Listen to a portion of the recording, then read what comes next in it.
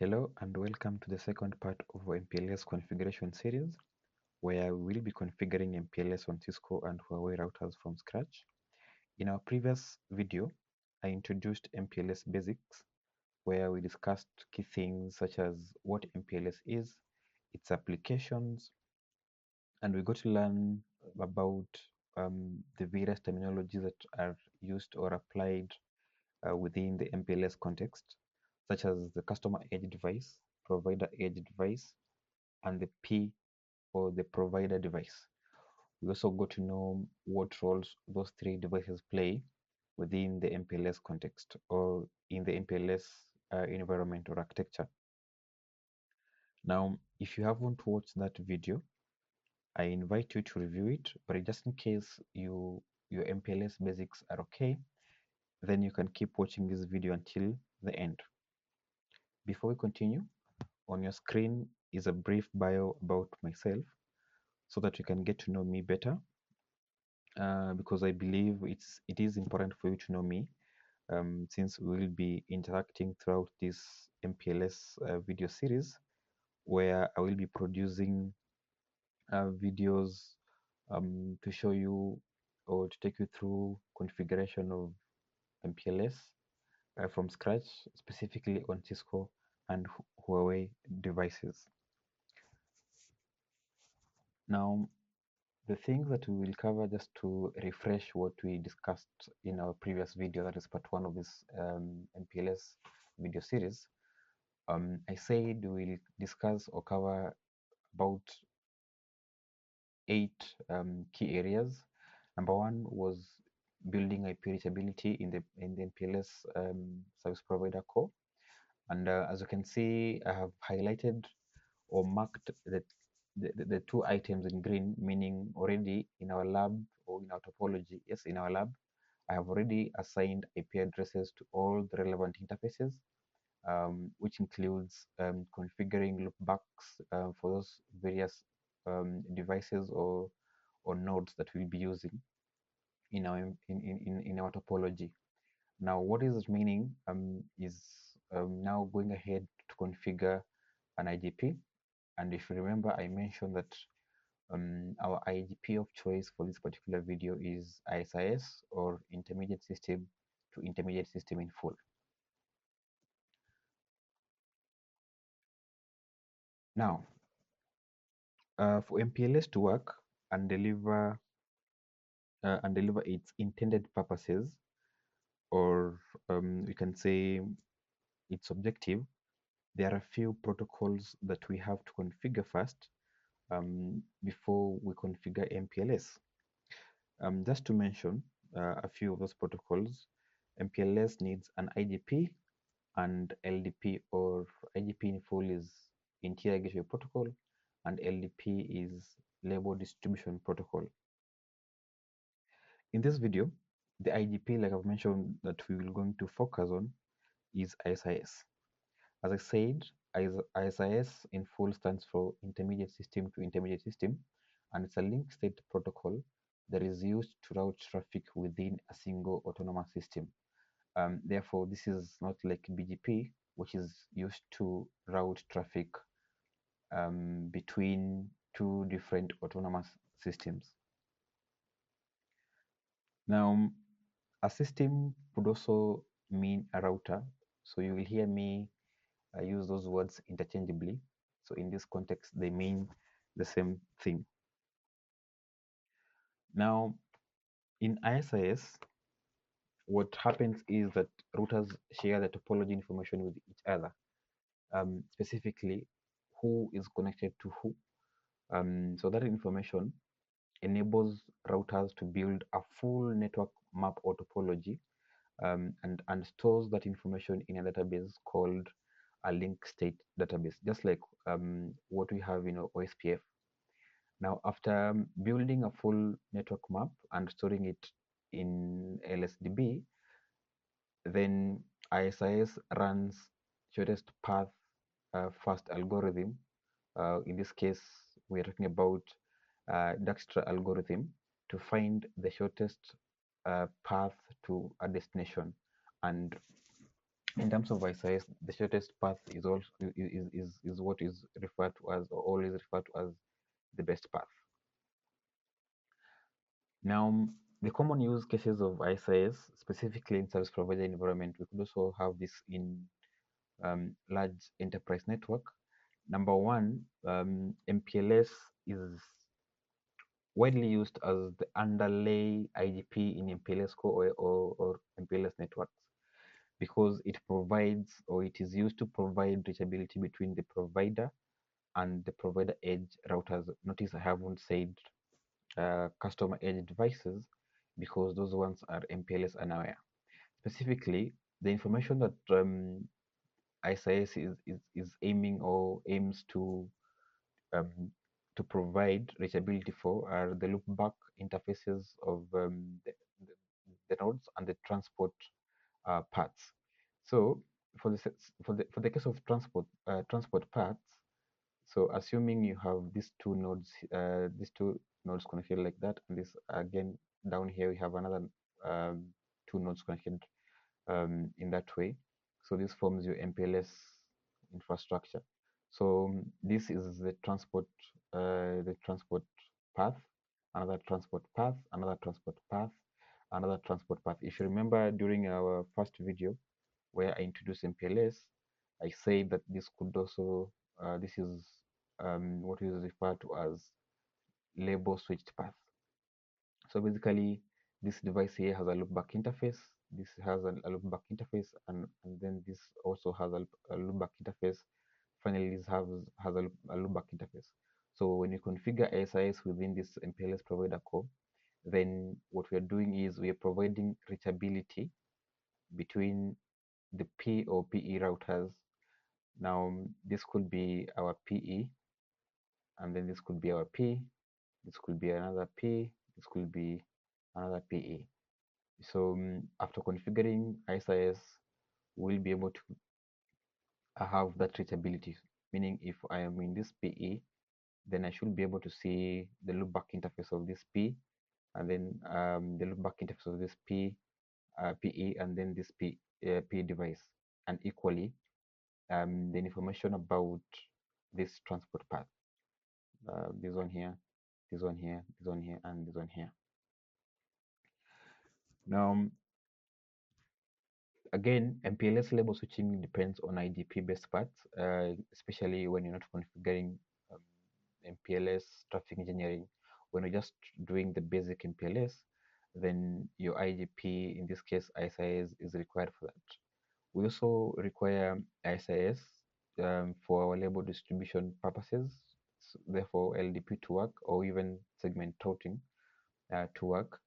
We require ISIS to be fully configured and to provide full convergency and reachability between the loopbacks and the transport paths.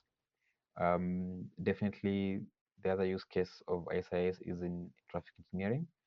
ISIS extensions advertise bandwidth, metrics, constraints, and constraints for traffic engineering, which enables RSVP or resource reservation protocol traffic engineering tunnels and segment routing traffic engineering tunnels to be able to work. Far from, or apart from concentrating on the MPLS environment, you'll find that in large organizations or large scale enterprise, for example, if you have about a few hundred routers and above, then you'll find that ISIS is configured in those particular environments due to its high scalability compared to OSPF. And since it's highly scalable, then it's able to handle very large topologies efficiently. So ISIS hierarchy.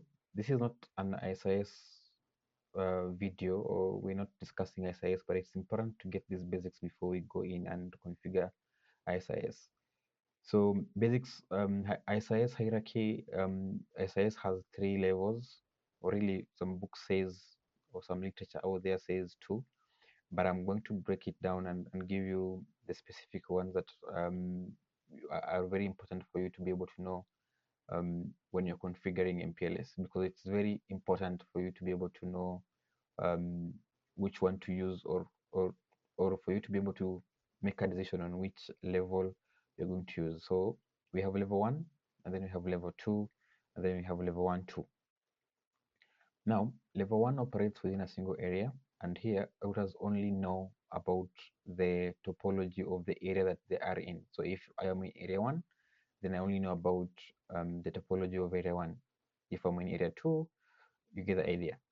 And then routers in L1 or level 1 hierarchy do not know other areas in detail, like I've mentioned before. So you find that in level 1, routers will only form neighbors or neighborship with L1 and L1 2 routers in the same area, and they will only maintain one link state database, that is level 1 link state database. For a level 2, more often sometimes referred to as the backbone.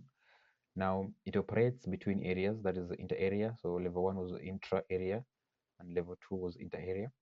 So here routers maintain full backbone topology, and it only keeps a level 2 link state database.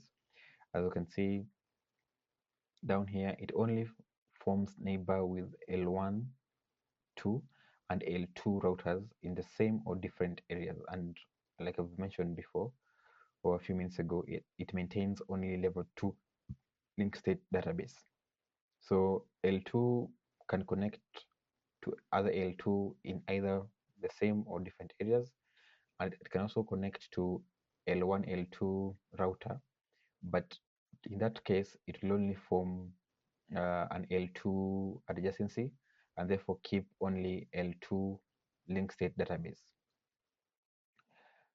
The last one is level 1, 2, or in this case, it can be also be considered as a border router.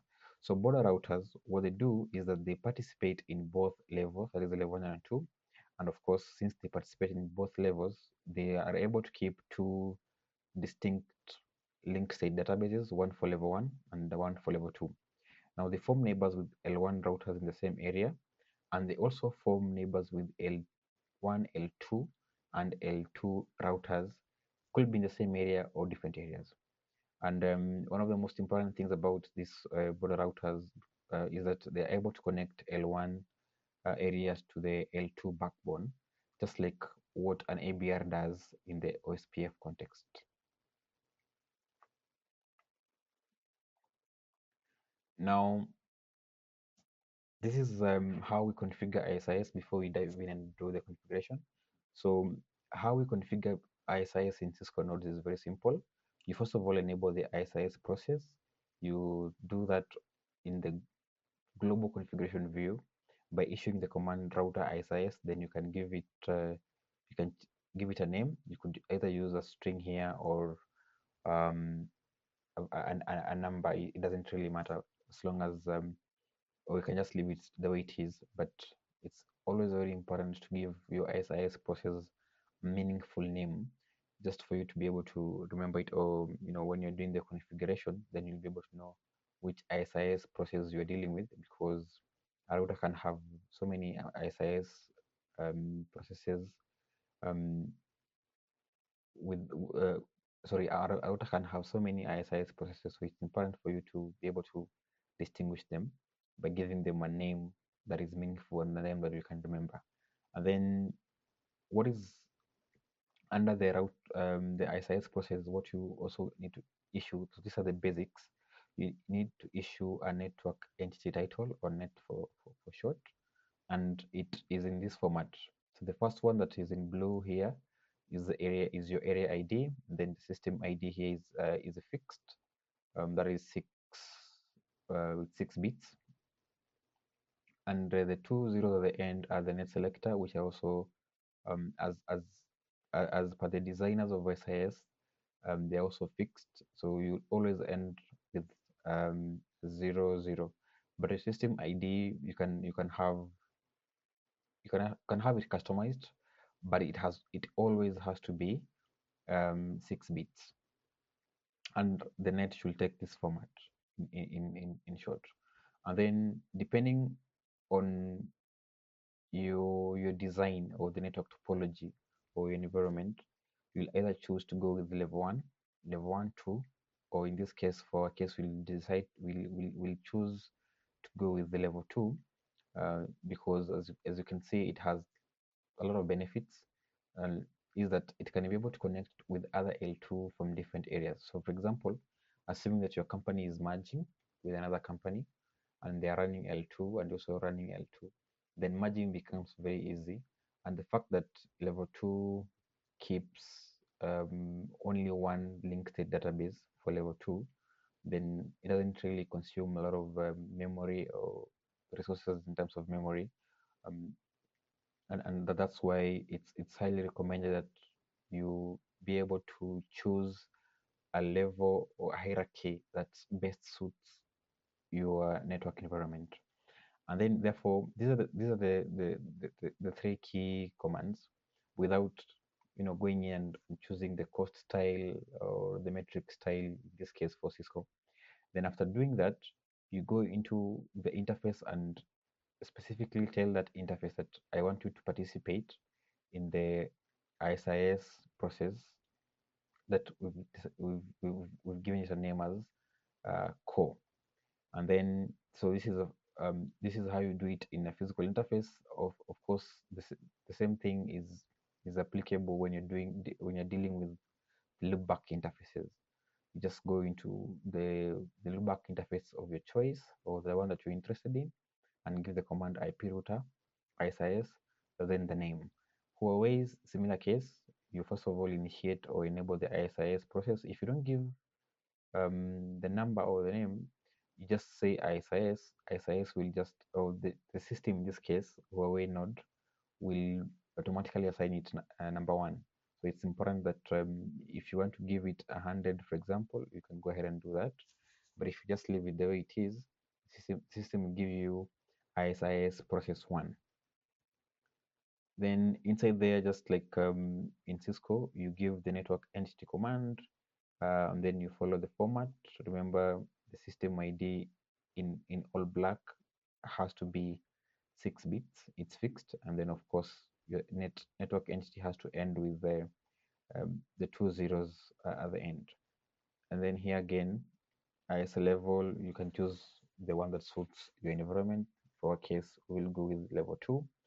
Now in Huawei, you have a choice to give your IIS processor name, and specifically for this case here, you can give it a name that corresponds to the device or the host name that you've given your router. So if you're dealing with the PE1, then you give it PE1. If you're dealing with PE2, then you go ahead and do that. The reason as to why you're doing that in Huawei is because if you don't give the IIS name, the system will automatically give you a system ID that is generated from your network entity. And that becomes a bit difficult to read or to know which IS neighbor or peer you are pairing with when it comes to troubleshooting. So when you give it a name, then at least that is very easy to know that, oh, this particular device here or this particular system or router is pairing with this other router because that's how you've named that is the host name of that particular router. So it's optional, but it's really very important for you to configure it. Then just like in Cisco, you also go to the interface configuration view, or you go to the interface view and then you give the command ISIS enable, you give it the process ID that you had decided. Remember, if you don't choose the processor ID number one will be assigned to your ISIS process by default. So that's it about ISIS. I just wanted to give you an overview about ISIS and why we are going to configure ISIS for this particular video before we go ahead and configure MPLS. Remember, for MPLS to work, you need an IGP that will be able to give you full reachability within your MPLS core. You need to know the loopback interfaces of all your nodes and also the transport paths within your MPLS infrastructure. Now, that said, let's quickly go to our lab so that I can walk you through what we have there before we can go ahead and configure ISIS. Now, this is our topology that we will be using for this particular series all the way to the end. Now, the area that is in green is our service provider MPLS core, and we are going to use a private autonomous system number 65,000.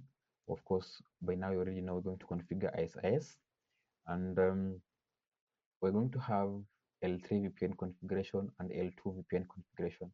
For L3 VPN, we're just going to do it the straightforward way, the normal way that we are accustomed to. But for L2 VPNs, I will give you two flavors. One flavor is the legacy flavor, where we'll just configure L2 VPN just to extend our LAN. So assuming that we have this CE11 in let's say Uganda, and then we have CE10 in, let's say, France. So this is one company called Peace. That's their VLAN. So this company comes to us and asks us to provide connectivity to them from Uganda to France. And the only thing they do is just they want for us to do is to enable them to do is to be able to communicate these two devices to communicate at L2. So therefore we configure L2 VPN. The other company comes and says, the company is called Amani. This company comes and says, for me, well, I'm in Rwanda, for example, maybe, and I want to communicate with a branch of mine in Portugal, but I want to communicate at layer 3.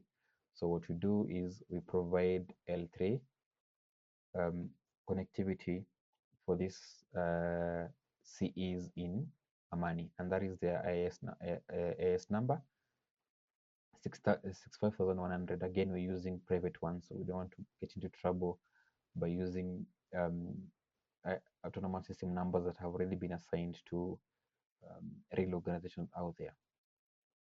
So this other customer here will configure L2, yes, but this is our IPT customer. IPT stands for Internet Protocol Transit.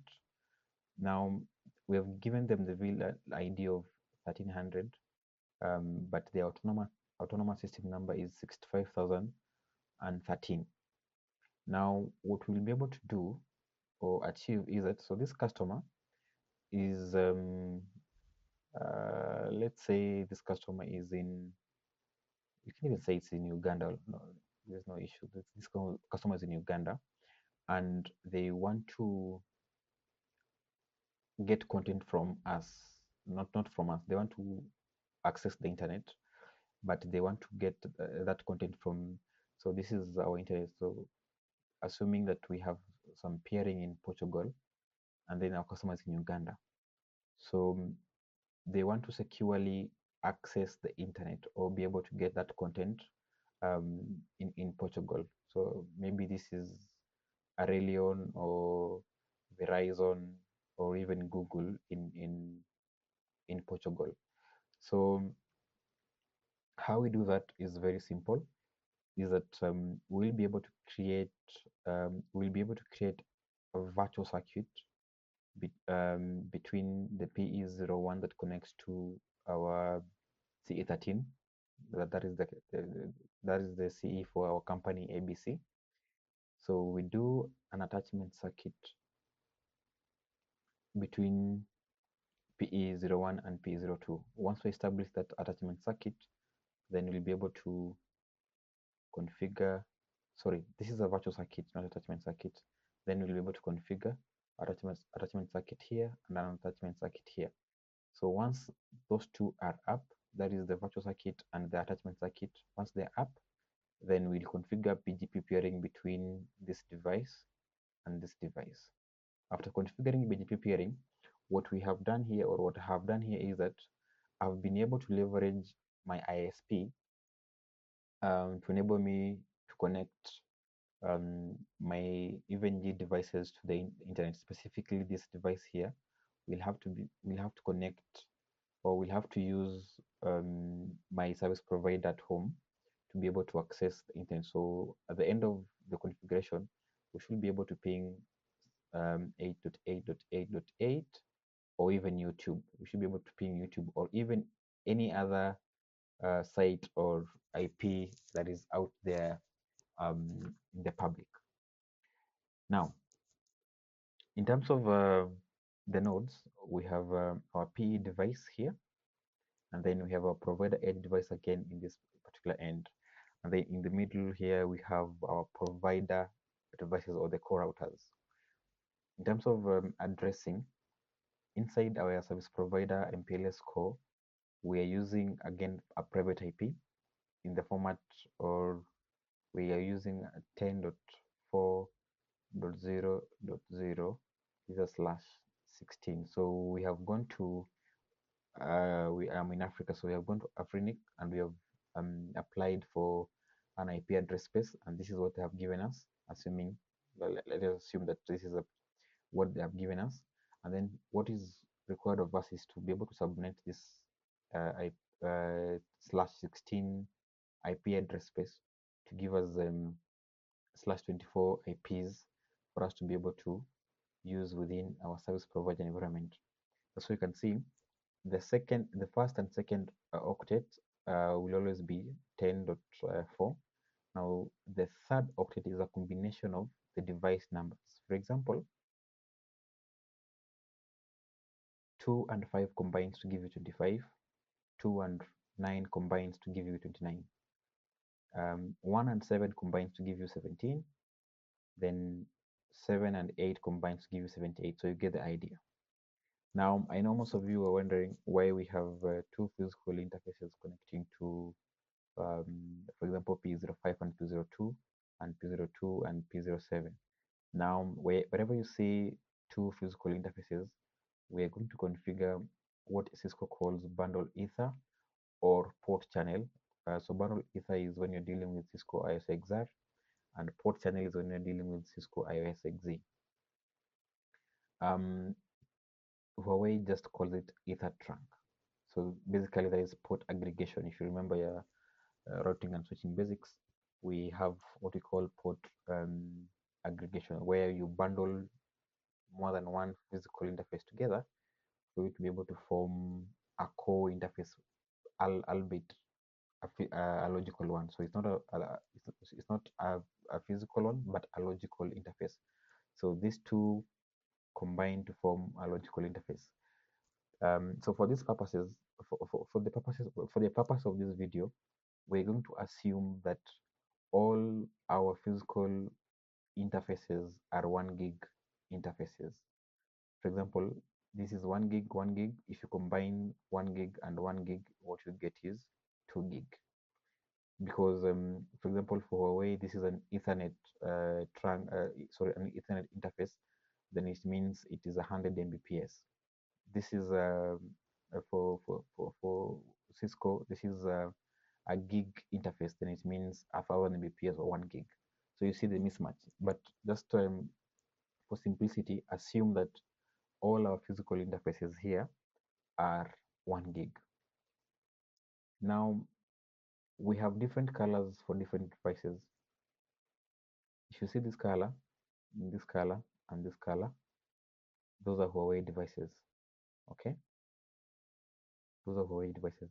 But if you see this color, this color, this color, and this other color, those are Cisco IOSXZ.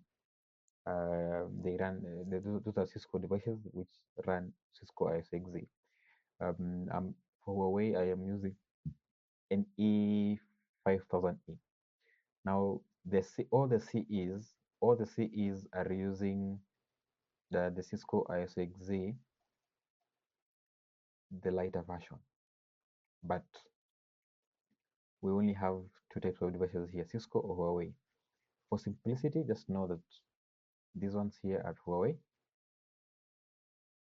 and the rest are Cisco IOSXZ.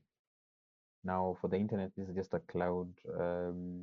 There's a way you connect EVNG and enable it to use your service provider at home to be able to connect to the interface. to be able to connect to the internet.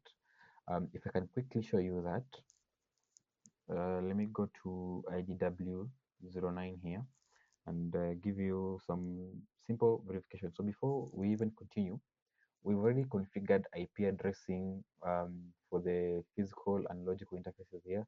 That's done. We're not going to do that in this video. This video is purposely for ISIS. Before now we go ahead, because now our third video will be covering purely now MPLS configuration. That's where we'll start our configuration from. So this second video is for ISIS configuration. Now the third video we will now start configuring MPLS. So just to enable, to show you what I mean by using my ISP for me to be able to go to the internet. Now I have configured this interface here to get an IP from the DHCP, which means my physical Ethernet connection will be able to give me an IP address in this range. As you can see, this IP here is in the same range as the IP we are using to log into our EVNG topology or EVNG lab. This is 128, and then the IP address here is .2. So what I have done is I have let me show IP interface brief. First of all, this is what we have here. So this is the interface that I'm talking about. As you can see, it's getting its IP address dynamically. So we can ping this IP. Let's verify ping. Yes, we can. Now our gateway is .2. Can we ping our gateway? Yes. And then what I have to enable me to go to the internet, I have configured a static route that points to my gateway here. So if you can see, let me just verify that for you. Show run, then sorry, show run section, no, show run section, IP route. As you can see, we have our default route here that points to our gateway. Basically, this is we are assuming that now that's the internet. So we can be able to ping 8.8.8, or we can ping youtube.com. We can also ping google.com. Perfect. So you can even see we're doing IP lookup and we're getting the IP address of Google, and this is the IP address for YouTube. You can see these are public IP addresses. So that's what we'll be able to do. So we'll be able to configure L2VPN so that this customer here can be able to access the internet securely using our service provider environment.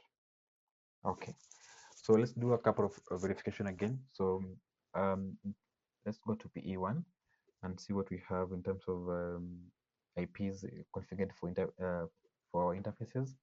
We can issue the command display IP interface brief. This is what we've configured. As you can see, we have Ether trunk 15. Again, I have to say that the Ether trunk have been given names that again combine the device numbers. For example, Ether trunk 15 is a combination of 1 and 5, so it gives you Ether trunk 15. That's the IP address. Ether trunk 16 is this logical interface here. Ether trunk 17 is this logical interface, and as you can see, we've configured IP addresses and our interfaces are up. So let's go and we've verified in this PE. Let's go and verify in the other PE. This is a Cisco device. So the command here is show IP interface brief, and you can see this is iOS exist. So instead of bundle ether or ether trunk, we are getting a port channel.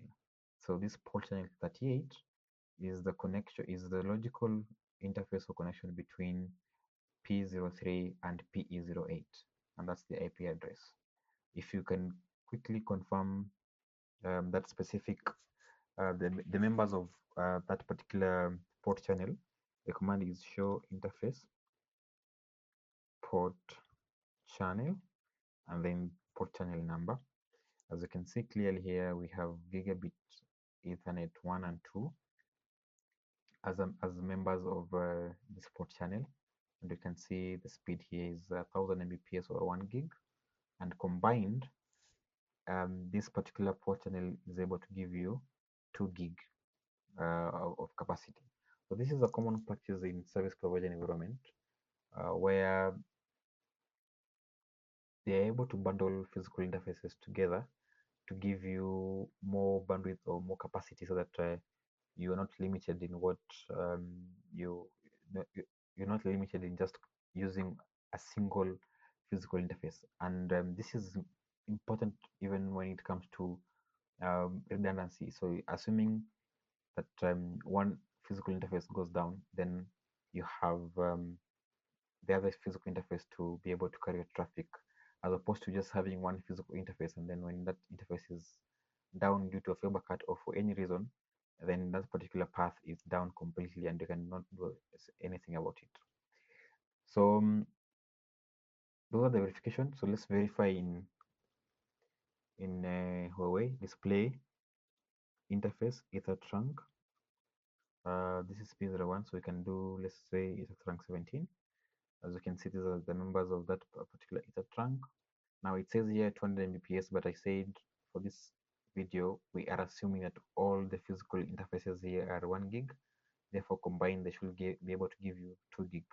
So we should be having a 2 gig here, 2 gig here, 2 gig 1 gig, sorry, here, 2 gig here, 2 gig, 2 gig, 2 gig, but here is 1, 2 gig, 1, 2 gig.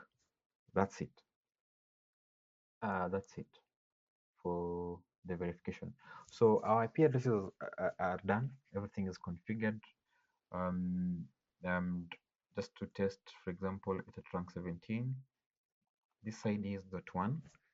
Can we ping .7? Sorry, it is .7, not 17. Can we ping .7? Yes, we can. So those are the verification that we can make. This is Cisco show IP interface brief. Again, this is up. So can we ping? This is 1.5. Can we ping 1? Yes, we can. So we've configured IP, everything's fine. So let's go ahead and now configure ISIS. And we started from our PE01. So this is Huawei. And if you remember how we're doing the configuration in Huawei, you first of all go into the system view and give the command ISIS. Now, if you don't give anything and hit enter, the process ID that will be given to you is 1. But for our case, let's give it a meaningful process ID. Because we are not in autonomous system 65,000, let's go ahead and use that. Let's say 6,500, 65,000, that is our SIS process ID. Then you hit enter. What we need is, now we need our network entity, if you remember the format. So 49. This is just one network under one admin. So let's just use one area for simplicity, 100 for example. Now let's give our system ID in this format. So I'm going to give, for example, this is PE01. Our system ID will take this format and then give it a 1, and then finally that net selector, which will always be the 2 zeros at the end. Now let's give it an IS name, and let's just use the host name of our PA device. Now, because later we will be able to configure traffic engineering, we'll have to give the cost style that is that supports traffic engineering, because there are two, either narrow or wide. So our cost style here will be, if you can see the options, we have narrow or wide, but narrow doesn't support traffic engineering. So we're going to use wide. And remember we said for our IS level, we're going to use uh, level 2, and that's it. We've configured ISIS, or rather we have initiated an ISIS process. So the next thing is just to commit. And Huawei has this really good feature that once you commit, and in this, for example, we're in ISIS 6000, 65,000 view, we're in ISIS view, we can actually use the word display this, so that we can see what we've configured, and you can see this is what we've been able to configure under the IS as our ISIS process. So the next step is, after configuring ISIS, we go inside the relevant interfaces and enable ISIS, or tell those interfaces to participate in our ISIS process. This is how we do it. For example, now let's start with our loopback, because we want to have reachability. The loopback interfaces are important because later on we'll configure MPBGP, and we'll be using MPBGP between PE01 and PE08, and we will be using our loopback interfaces to accomplish that task. So let's go to interface, loopback 0, and say ISIS enable. And the process ID here was 65,000. Take this out here now. PE01 has interfaces connecting to our Cs. We don't enable ISIS on those ones because we're not going to enable MPLS. Those ones are not supposed to have ISIS enabled. We're only going to enable ISIS on this particular interface, this one here and this one here. So let's quickly do that. So this is these are ether trunk. So what you do is you go to interface, ether trunk. Let's start with 15. ISIS enable 65,000. Let's go to ether trunk 16. Do the same. ISIS enable 6,000. We go to 17. Do the same 6,000. Then we commit. We're in ether trunk 17. So display this. We've been able to we've successfully enabled ISIS, and we are done here. So I have done that on PE01 manually, because the next part I'll just be doing a few changes in Notepad and pasting, but I wanted to do it manually for this PE, Huawei and Cisco, for you just to know how it's done in both devices, on both platforms. So let's go to PE08. Here is a little bit different. So you go to global configuration and say router IS. You can see you can give a word, or you can just go ahead and not give a word, but since we're in, again, autonomous system 65,000, then we just go ahead and use that just for simplicity and uniformity. And you can see ISIS you get this syslog message here that protocol timers for fast convergence are enabled. The next thing we need is our net. Let's use the same area, system ID, because this is 8, so this last one here will be 80. In Huawei, the IS, the command to the command to decide which IS level, or to choose the IS level, or to change the IS level, because by default the IS level is 1 and 2, but we want to choose IS level 2. So IS type, the command here is IS type level 2 only. And then just like in Huawei, where we say the cost style should be wide for it to support traffic engineering, because later on we'll be doing that. Then in Cisco, we give the command metric style wide. I think we are done. So let's verify, do show run section router ISIS this is what we've been able to do so far. So we have our net there, we have our OS type, and then we have our metric style wide. What I forgot to tell you that ISIS has two network types, broadcast and point-to-point. The default one is broadcast. So, but in this case, since we're just having this particular connection, for example, is in different, sorry, this particular configuration is in different subnet. So we're just going to do point to point because we're not in a broadcast network where we share the same subnet. So let's just go ahead and do point to point. So let's finish here first of all. Now, after the point to point configuration is done in the interface view, not under the ISIS process. So let's exit from here and go to our loopback, interface loopback, and enable ISIS. And here is how we do it: IP router, ISIS, our process ID 65000.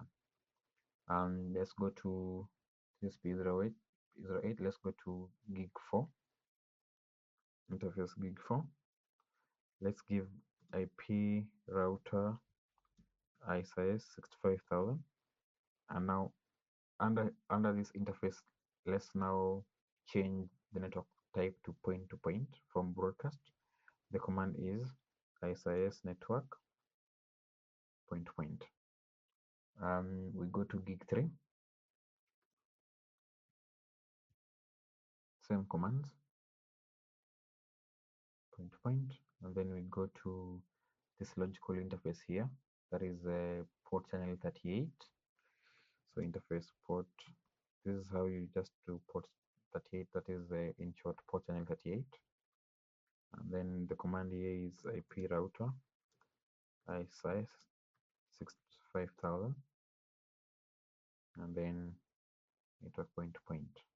We're done. We're going to enable ISIS on the interfaces connecting to OCEs because they're not supposed to participate in MPLS or ISIS process. So let's go back to PE01 and change the network type here also. And the command here is circuit, sorry, ISIS circuit type. And you can see we only have one option, point to point. So let's go to interface ether trunk 16 and do the same. And lastly, ether trunk 15 and do the same. And then we commit. So if we display this, we have changed this one from broadcast to point to point. So we are done configuring on Huawei and Cisco manually. So now the next phase will be for me to configure this using well, I'll just copy the command and change a few things, notepad, just to save time, so we can have full reachability. So let's do that. So let's verify our ISIS processing in Huawei. Display current configuration ISIS, or we could just say display say ISIS. So let's copy this. Let's go to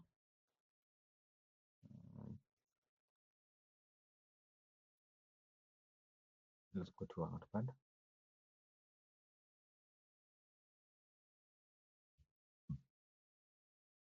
Okay, and that's it. Let's go to display current interface ether trunk 17. Let's copy this.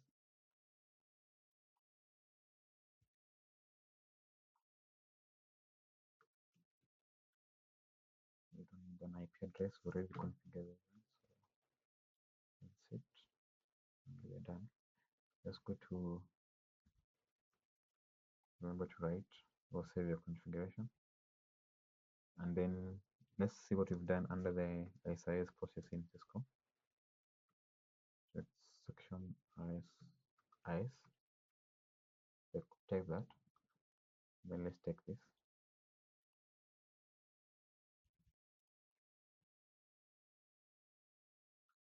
have another one here for Cisco.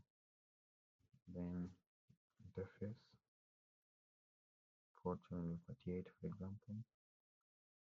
IP router SIS 65000, and then SIS network point 2 point.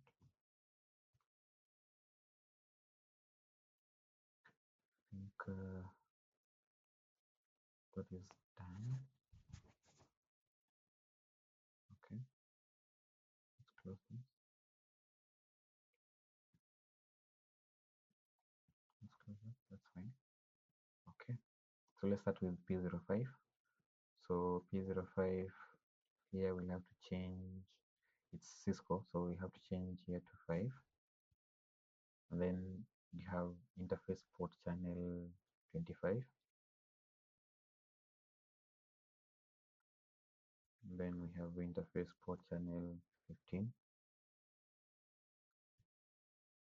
Point to point. And lastly, our loopback interface loopback 0. Point to point. Okay, so I think that is okay. That's fine.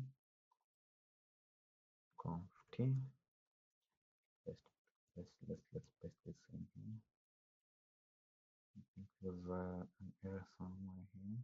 Oh, we don't you don't change the network type in loopback interfaces. Sorry about that. So let's go and remove this. And yeah, so as you can see, we have a syslog here that we have formed adjacency with the PS01. Let's just confirm that. Show IS neighbor. As you can see, that system ID picks the host name that we had configured, and it's level 2. And as you can see, that's the IP address. Very good. So let's go to P06 again. This is Cisco. We change this one here to 6, and then we have port channel 16. So let's do 16.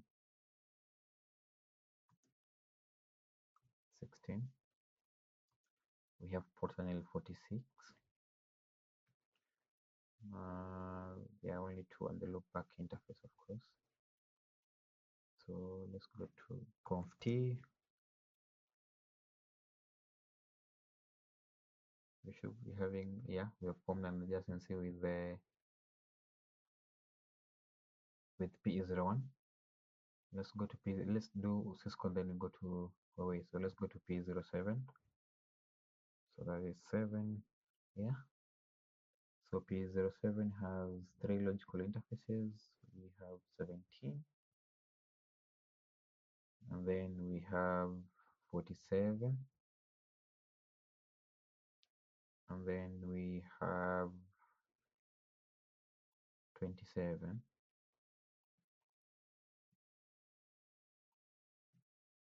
And then we have that physical interface that connects to PE08. So that's a physical interface, that is interface gig 3. And then of course the loopback.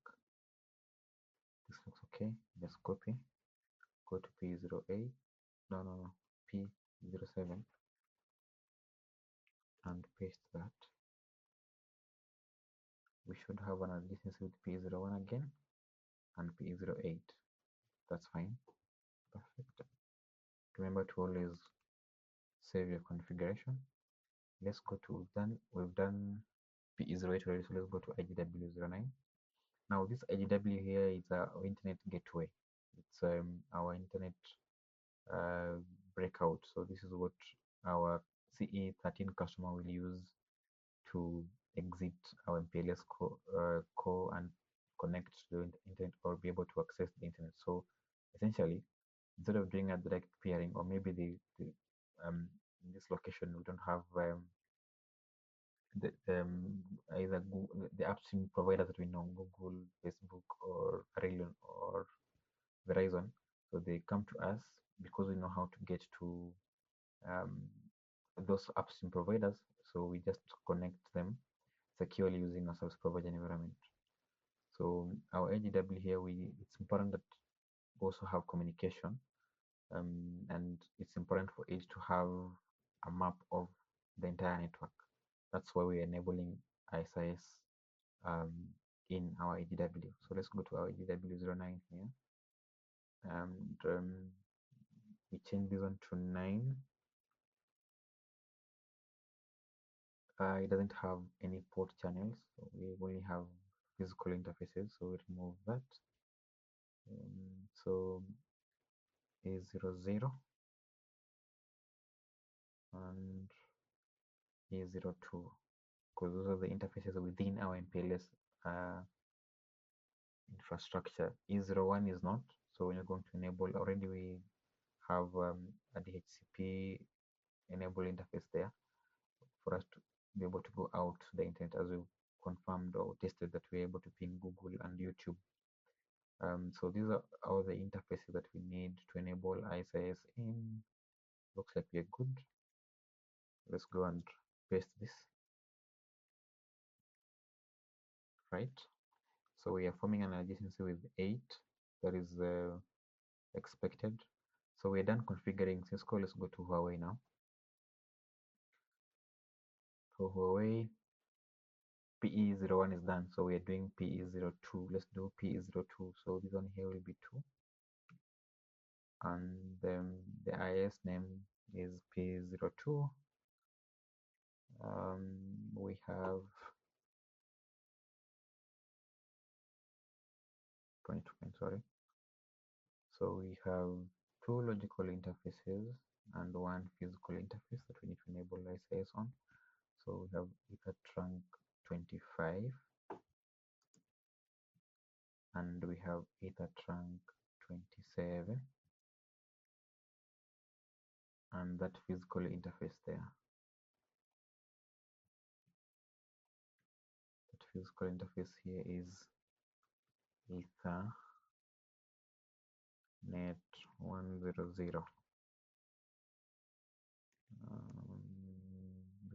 Looks good. So total of 3. Looks good. That is PE02. We do this in system view. Paste. No errors, nothing. Commit. Exit out of there and save. As you can see, we have a message here that we formed adjacency. That's good. So PE02 is done. Let's go to PE04. It changes into 4.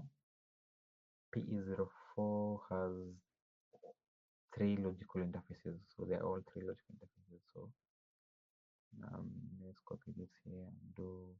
So we start with ether trunk 20. Let's do 47. 47. Then we have 46. And then we have 34. And I forgot to enable it in our loopback also. Let's go and quickly do that in P02. Interface loopback 0. Display this. No, we did not enable it, so ISIS enable 65,000. Commit. Exit out of the system view and save. And let's go back to P04. Let's see if we are doing everything correct. 34, 46, 47, 4. We're good. System view. We commit. Exit out of the system view and save. Always remember to save. Very, very important. As you can see, we're getting messages here. Syslog message that we are forming adjacencies with our neighbors. I also have LLDP enabled, so we'll be able to know what devices I'm connected to. But that will be part of the verification. And lastly, PE03. PE03 has 3 interfaces: 1 loopback interface, 2 logical interfaces. So what we're going to do, we're going to remove this. So that is 38, ether trunk 38, and then ether trunk 34, and our loopback. No. This is P03. The IS name, very important to change that, because otherwise the neighborship will not form. So let's go and do that. System view. Believe that should be okay. Save. Yes. I think we made a mistake here. Let's display current configuration ISIS. Yeah, we made a mistake here. This is supposed to be P04, so let's quickly change that.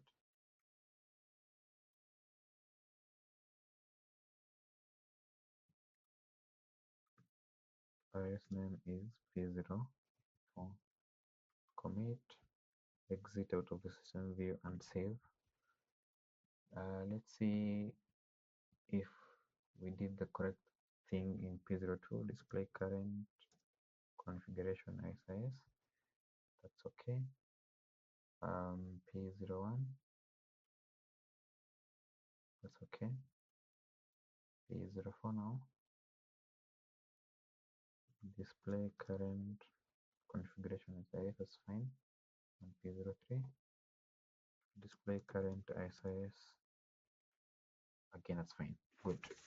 So we have completed the configuration of ISIS within our MPLS service provider environment. What is now remaining is for us to do verification. So if you go to PE01, I'm expecting to have 3 ISIS peer. So let's first of all save this. Always remember to save. So let's do display ISIS peer. As you can see, yes, I have 3. That is expected. P05 should be having 2 ISIS neighbors. Let's issue the command. Then there's something wrong that we did not do. Okay, this is part of troubleshooting. So show run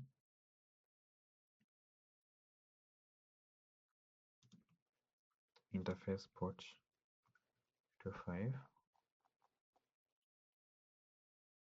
Yeah, this is where we need to configure ISIS. So let's quickly do that. ISIS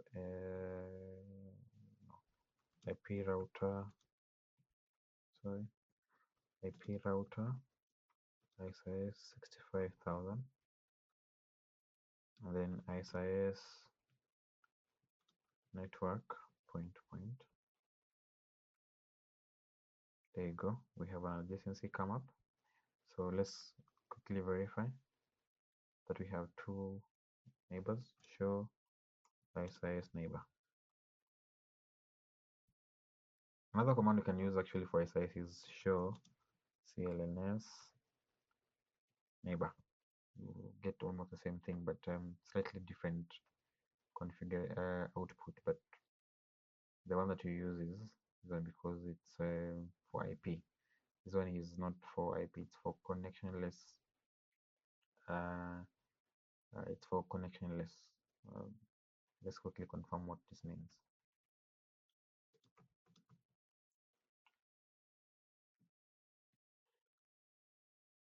It's for connectionless network service here. So either command can give you what you really need. It's up to you to decide. So quickly P02. It should be having 3 neighbor display SIS peer. I only have, yeah, I have 3. Sorry. P07. Show IP, no, show ISIS neighbor should have 4. Yeah, I have 4. P04 should have 3. Display ISIS peer. And then P03, display ISIS peer. I think P03 should have 2. Yeah, correct. This one IDW should have also 2. Show ISIS neighbor. I have 2. And lastly, our PE08 show ISIS neighbor. We have 3. Now remember we said the reason as to why we are configuring an IGP, specifically ISIS in this case, is because we want to have full reachability of our loopback interfaces and our transport path. So let's quickly confirm in P08 if we can see all the loopback interfaces of other devices. So the command to give is show IP route ISIS. And you can see we are forming we're getting a level 2 ISIS routes here. This one here is level 2, clearly shown here as level 2 ISIS, and this I here says it is ISIS route. So we are getting 1, 2. I forgot to tell you the IP addressing schema, or how we are giving our loopback interfaces their IP addresses. So it's in the format 10.x.x.x, where x is the device number. For example, PE01, it is 10.1.1.1, P02, 10.2.2.2.2, P05 is 10.5.5.5, P06 is 10.6.6.6, and you get the idea. So it looks like we're getting all the interfaces here, sorry, all the routes within our MPLS service provider environment. Can we ping, for example, can we ping 10.1.1.1? Yes, we can. So we have full reachability. So let's go quickly confirm in PE01. The command in Huawei display IP routing table. The protocol we're interested in is ISIS, and even here looks like we're getting all the ISIS routes coming in, and we have full map of our network or service provider MPLS core. Let's confirm the link state database display ISIS LSDP. As you can see, that's our LSDB, a summary of it. Let's go give the same command in Cisco show ISIS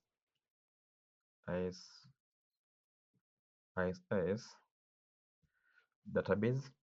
Again, this is we are able to see all the devices in here. We have P02, 3, 4, 5, 6, 7, and P08.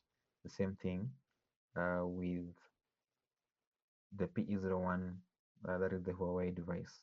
We can see the database of all our devices that are participating in our MPLS service provider core. And that is how to configure ISIS. Now in our next video, we'll now start configuring MPLS.